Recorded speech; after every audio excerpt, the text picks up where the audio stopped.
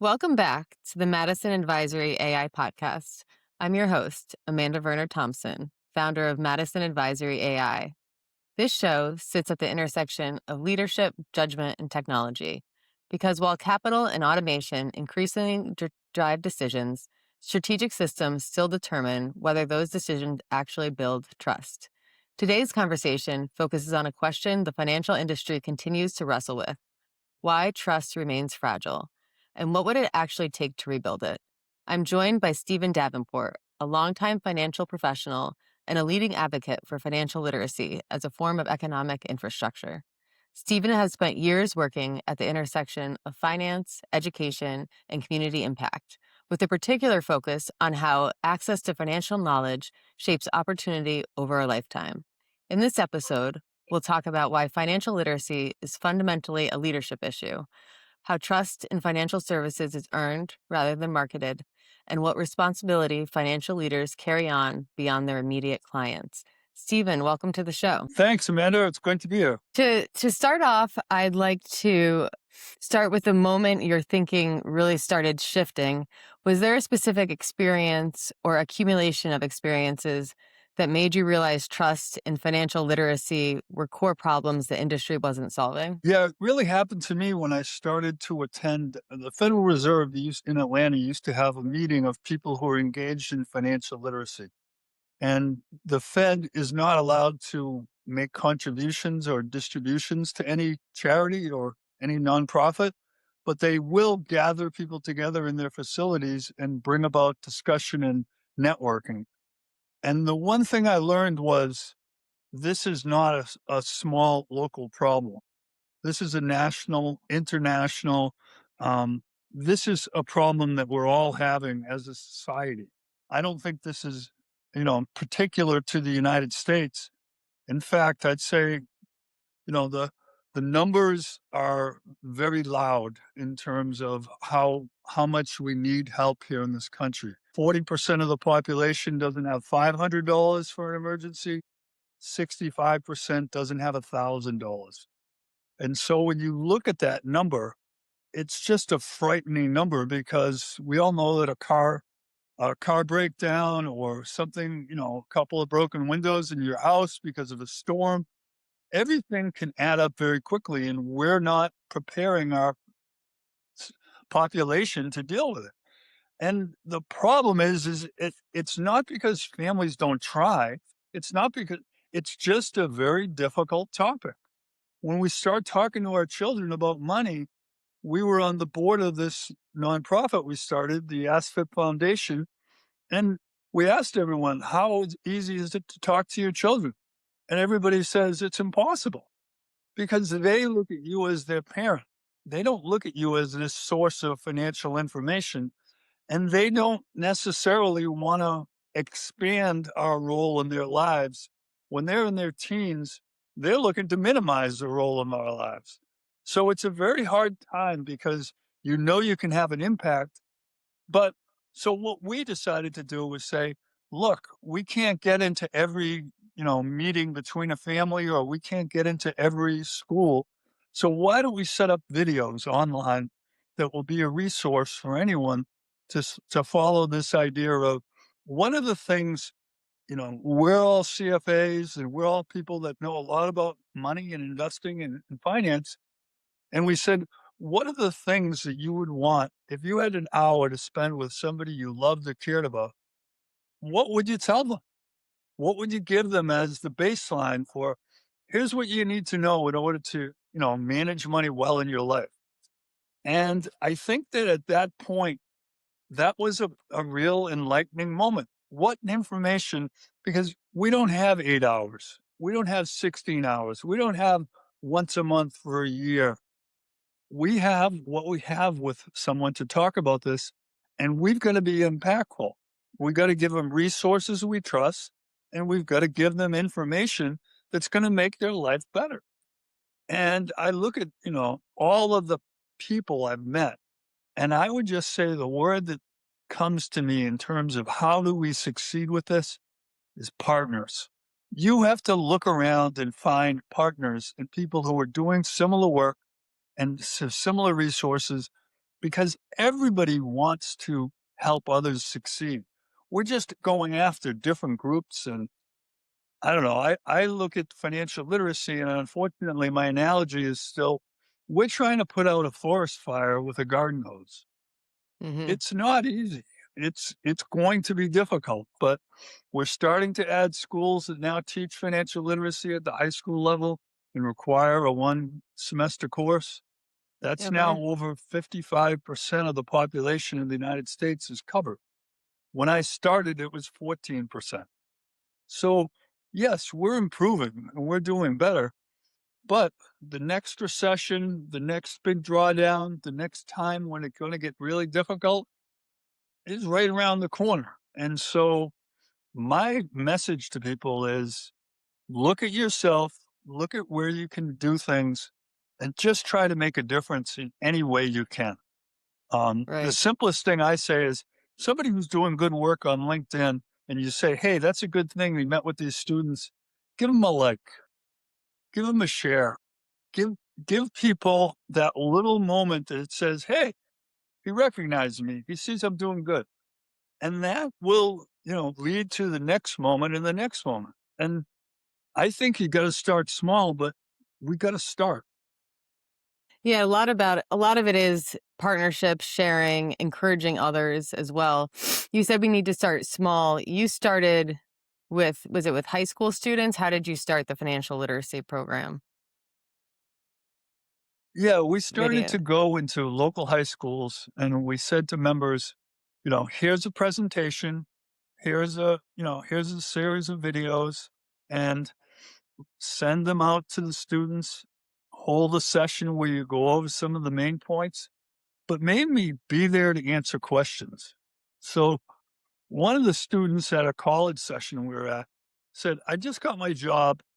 I'm at a historically black college in Atlanta, and um, I'm I've got a friend who's told me that I shouldn't invest in their 401k. I should buy annuities.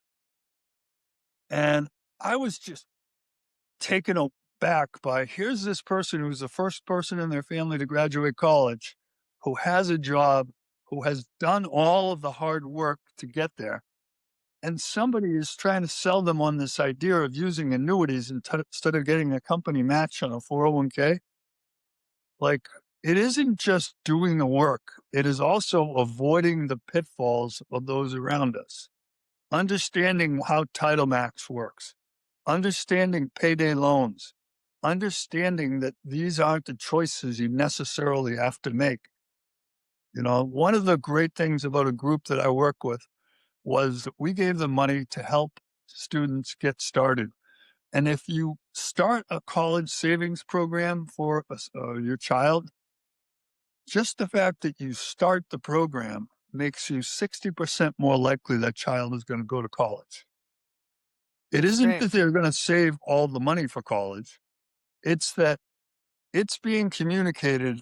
We think you're important. We can spend money on a new TV or a new car or do a lot of other things, but we think you and your future are important. So now when that child goes to school, he's not thinking about, hey, I just got to get through this today. He's thinking, what am I going to do to get where I want to be and to do what I want to do with my family? And that's a very different approach than, hey, we don't care what you do, just get out of high school. No, we care what you do.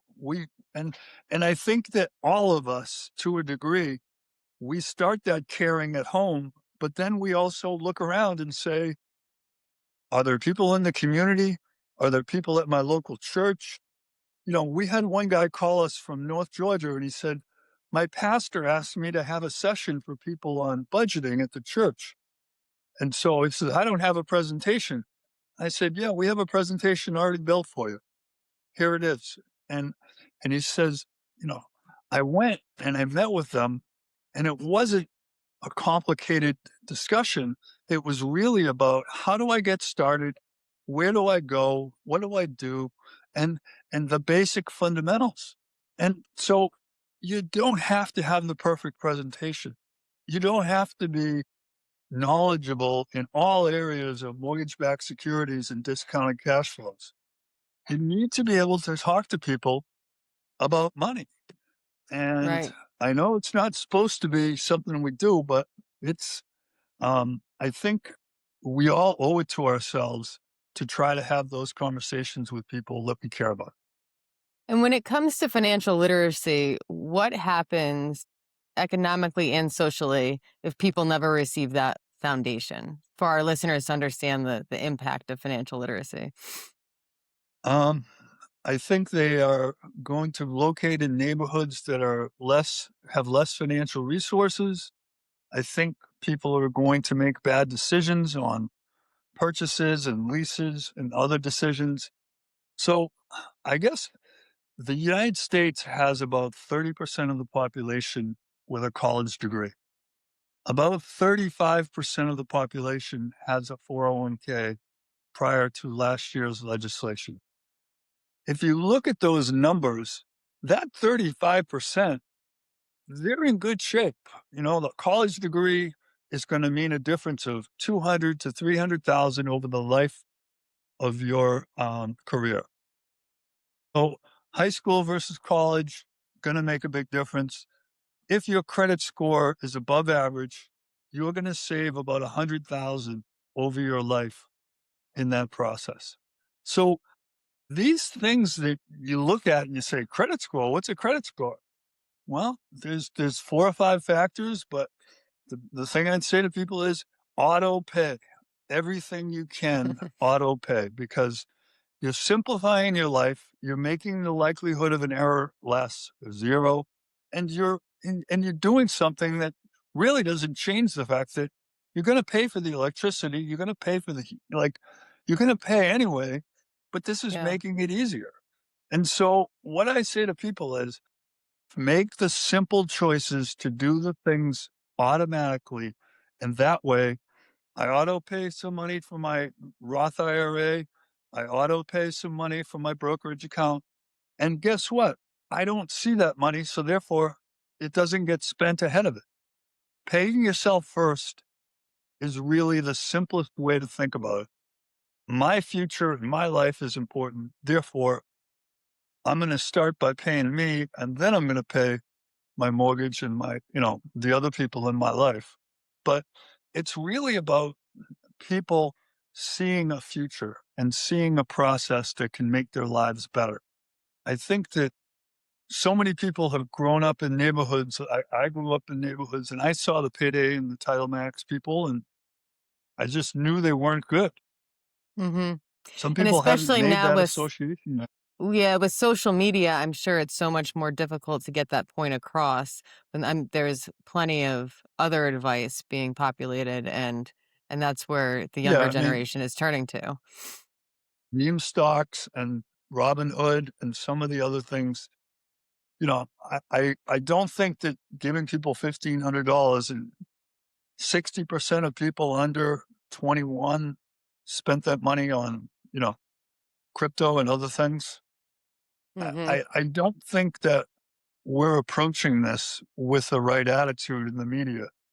I mean, I look at the media, CNBC, and they have stocks in the markets and how they're doing. They have bonds and how the bonds are doing. And then they have crypto. It's like, are those the three pieces that we're going to build our foundation on? I just don't see why you would tell people on a daily basis what Bitcoin is trading at. If you believe that Bitcoin came to this value through some process where it was clear how the value was created, that's one thing. Hmm. That's not nobody can explain to me how to price it. But we're going to show the price on the day, 4 times an hour on CNBC. Is Well, that helping? yeah, I think that aligns with my next question here is that trust in financial services remains fragile, and that aligns with the media. In your view, what behaviors actually build trust and which ones quietly undermine it? I think that anytime we show people a get rich quick idea or look at this I saw the book advertised for option strategies and it said, look at the stock return, look at the option return. Do you want the 1100% return or do you want the 10% return? And I just thought like, why do we even allow that ad on TV? You're not comparing an equal risk, idea. So how do you even say to somebody, would you like the higher return or would you like the lower return? I think I'd like the lower return, sir. It's a question filled with so much. I don't really like the way the media always wants to talk about today and doing a trade today or the next 5 minutes or before earnings come out tonight. We need to think longer term. We need to increase our attention span. The attention span has gone from about 16 seconds to 9 seconds. Our attention spans are shorter and shorter. Therefore, our ability to take a longer and longer view, which is how most people get success with money, is suffering in the if there's an absence of opposition or discussion, it's going to be viewed as this is the way you do this because this is what I see on TikTok and X or Right. I think that what we need to do is take a more active role. I mean, one item that I think is critical for people is the association with investing in yourself. You don't need to always invest in the markets. It's a question of, are you in a virtuous cycle where, hey, I'm healthy, I get some exercise, I'm controlling sugar, I'm going to classes at night to increase my mental, and I'm also doing prayer and meditation to help me feel good about who I am and where I am. So now when I go to work, I'm on time, I'm healthier, I'm less lost time to sickness and less lost money to a health. The number one cause of bankruptcy in this country is a health event.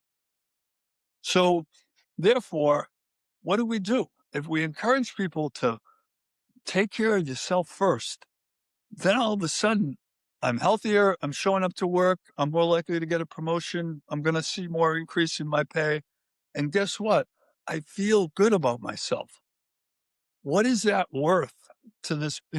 Should the person who's smoking and overweight and, he's got $5,000 in the bank, is he better off than that person who's walking, down the path of a healthier lifestyle? I think that we miss the connection between our money, our well being, and the mental side of our life. And that's one of the things that we try to emphasize to people is do the simple things in your life. And some of these other things are going to start to compound quickly. That's a very interesting connection between finances and well-being. I did hear the other day that if you work out in the morning, and I don't remember the percentage, you're X percent um, less likely to spend on your credit card that day. So I think there is a mental tie as well between spending and knowing that you're working out, your mindset and health are ready for the day and to tackle that. When it comes to technology and AI in financial decisions, what concerns do you have about how automation interacts with the financial industry? Well, I mean, I tell people to look at the button on the screen and look at how easy it is for you to hit it. Like they don't make a small button on the screen. The button to buy is big and the color has been determined to be something that makes you happy and all of the marketing world is built to get you to take that action. And we've now got the phones that we just pass the phone over the register. We don't have to open it up. We don't have to approve it. We just pass it over. Once it's passed over, you know, and so what we're getting towards is a frictionless world, right? There's almost no friction between us and making a bad decision.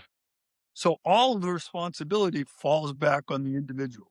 If he's got a set of rules that say, I don't buy anything without sleeping on it overnight if it's over $100. You'll still allow yourself to get food or dip or whatever you need, but if you're going to make a decision that's larger, then you think about it. And 80% of those decisions after they're thought of, the person doesn't buy it. Now, I'm not saying I don't want people to buy things over $100. What I'm saying is just be careful and making sure it's a part of or a plan or Have I checked to see if there's a coupon online? Have I done anything? You know, could I possibly get this at um, a used clothing store? I mean, I think from an ecological, an economical, and a personal, like, we really should protect the only person who cares more about your money is no one. No one cares more about your money than you do.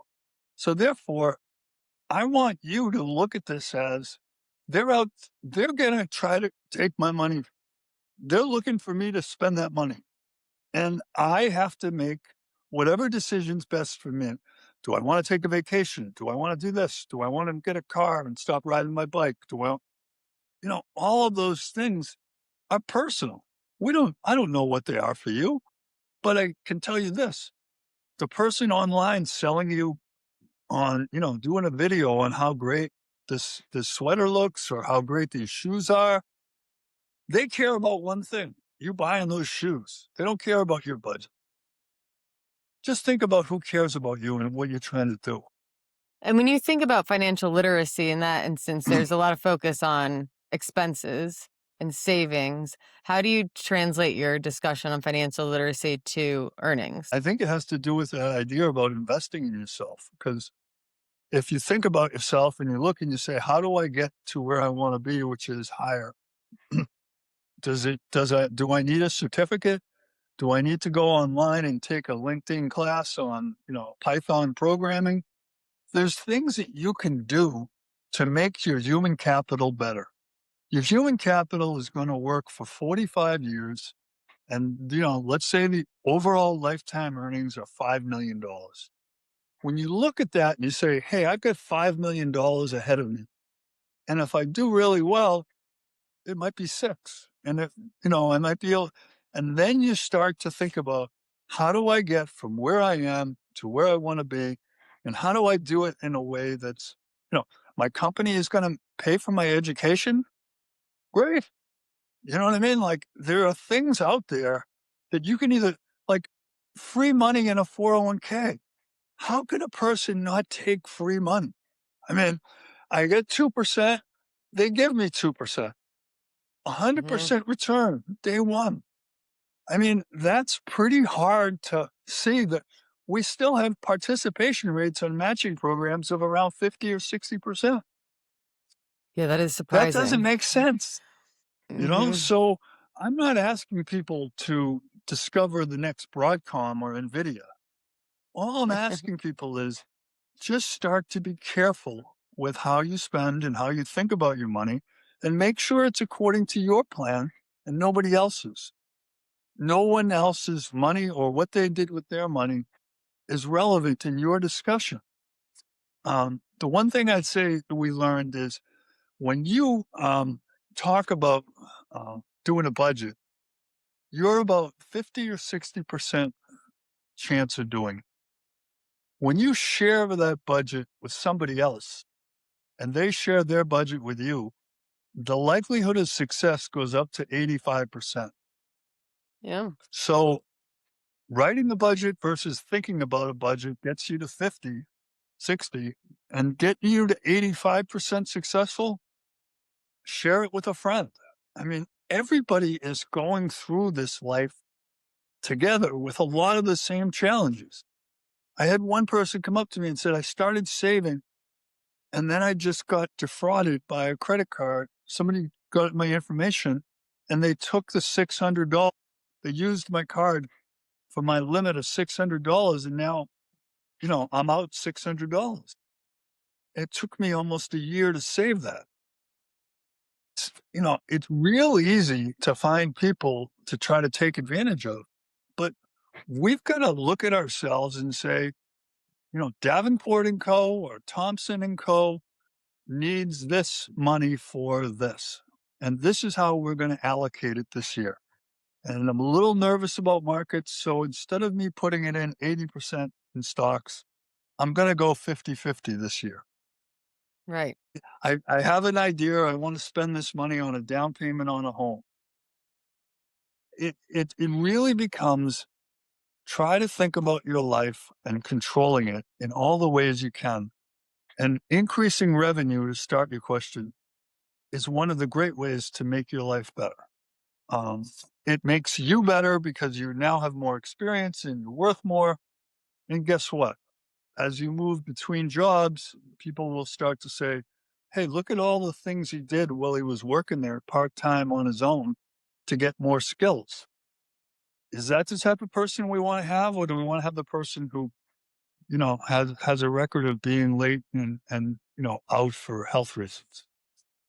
Right. So I you think think it's really businesses, about investing in yourself in terms of the revenue side of the coin, your personal revenue and earnings is investing in yourself, just think investing in the about your tools skills. and If your you're a health. salesperson, my father sent me to Dale Carnegie. He said, learn how to speak in front of others.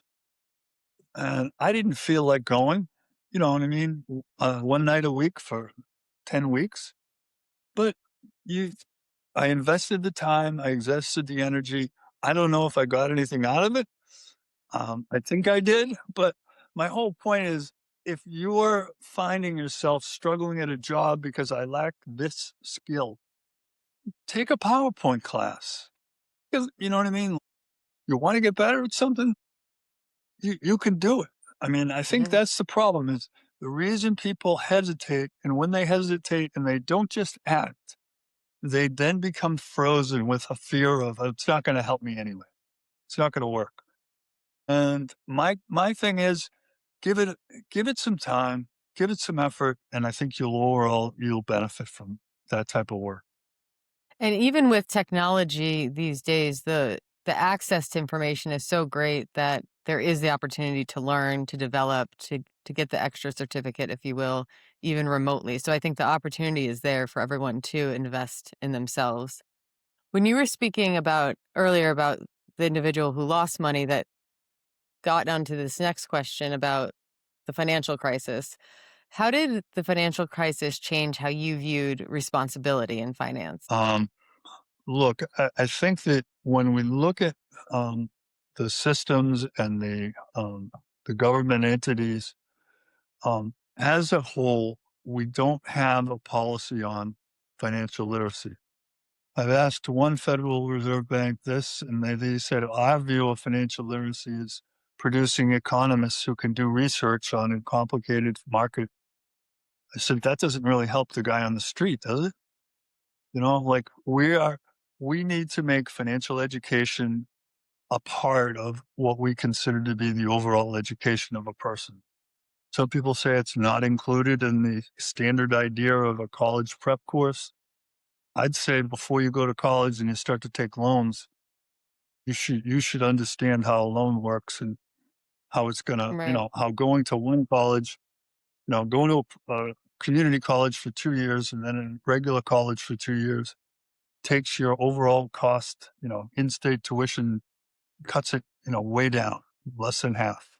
And so I think we need to educate more. And I think it's really a function of, um, trying to find trustworthy sources. The CSFB, I think, has been that source for people. I think there are people out there trying to do the right things. And I guess I'd say, as professionals in this industry, let's try to, support and encourage people to, use the right ones. And, I Mhm. think there's some great stuff out there in terms of animations and educational items. And, I just hope people, and you're on a train, instead of looking at a video about the latest Beyonce song, do something about, Beyonce is trying to tell people about how to live your life to try to improve your well-being. I think Mhm. there's a lot of people out there who are showing us the way. It's just a question of whether we're open to it and whether we'll say, yeah, I can do that. And And once you you start to do one thing, I think it leads to others. mhm. And you've spoken a lot about values aligned investing in leadership. Why do values matter not just ethically but behaviorally when markets are volatile?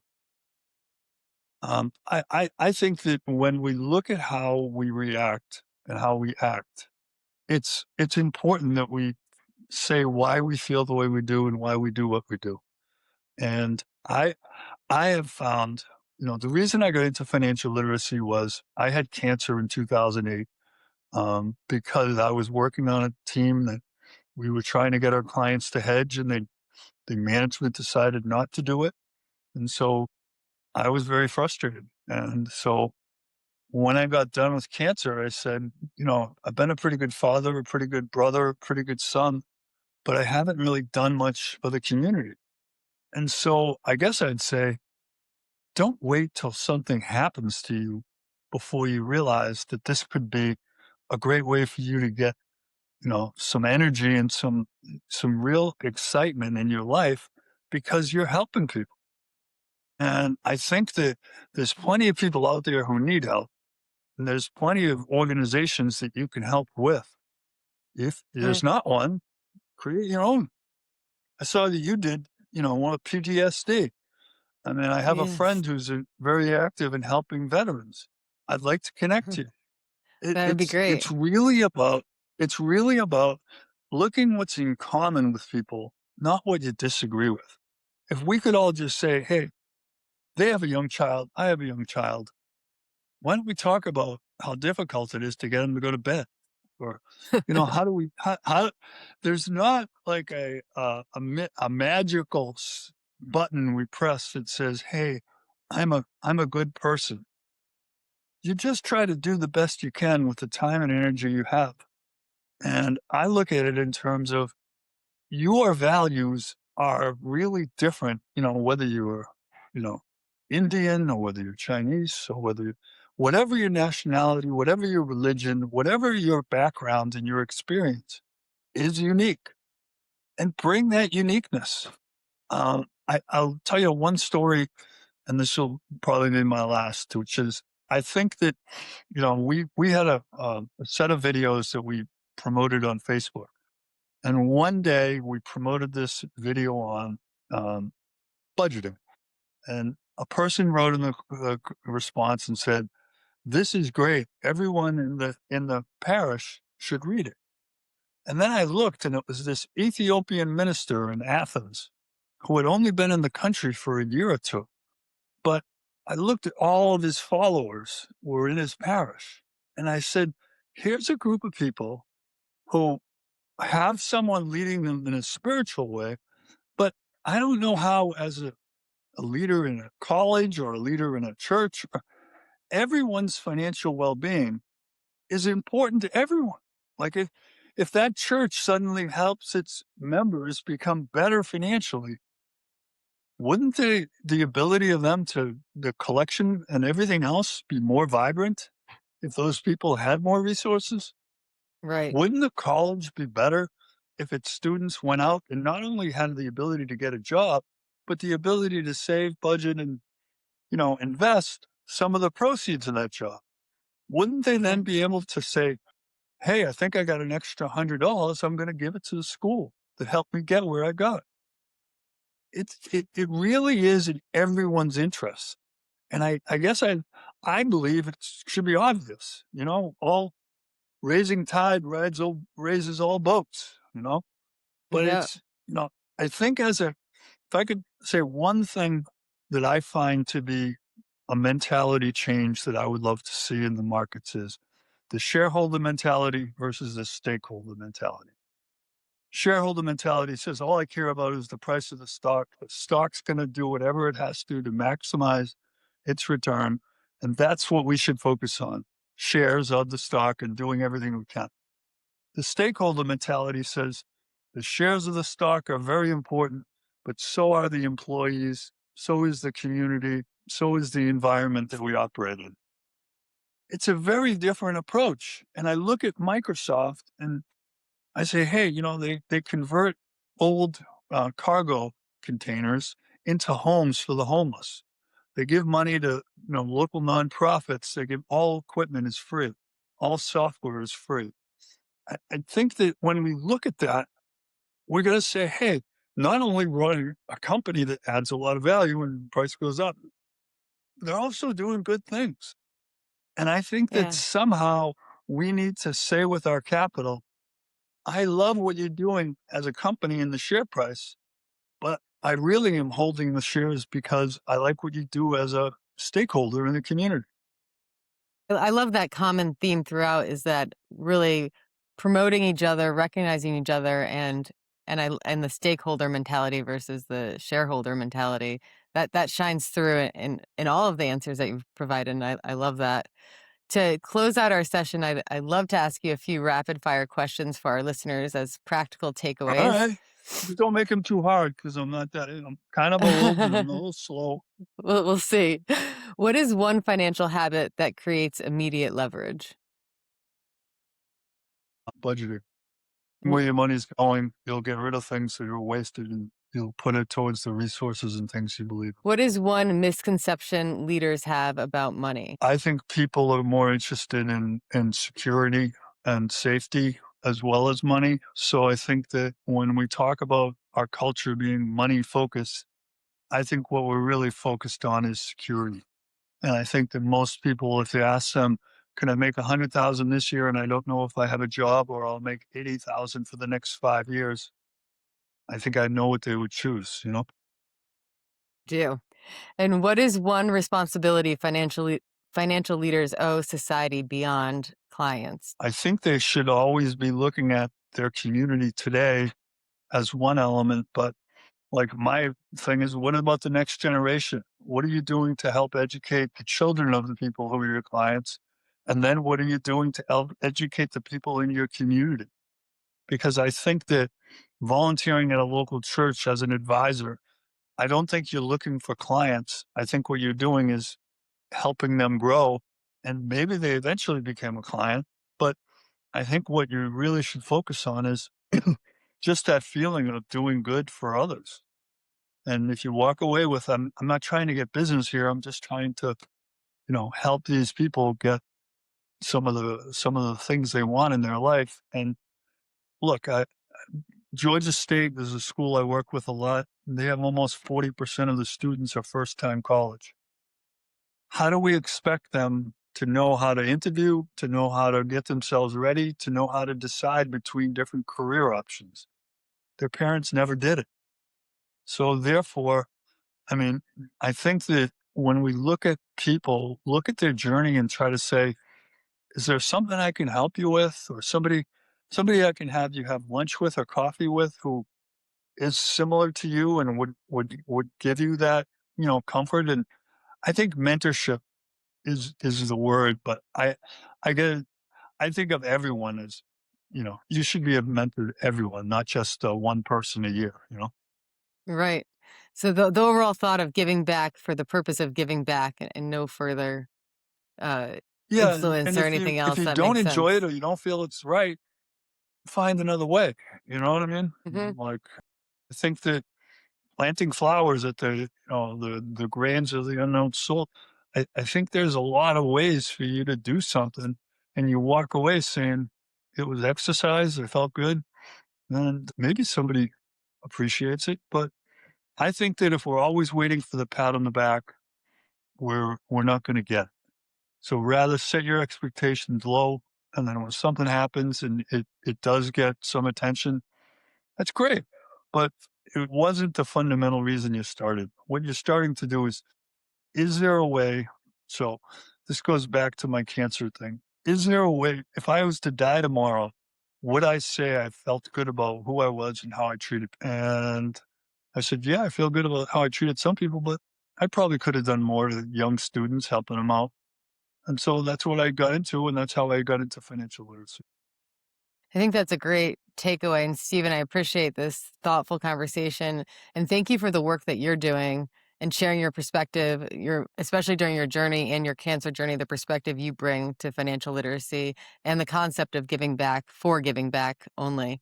And to our listeners, if this episode resonated with you, share it with someone who's shaping decisions about capital, education, and leadership. Those conversations, as we noted today, really do matter. Stephen, thank you again for joining us.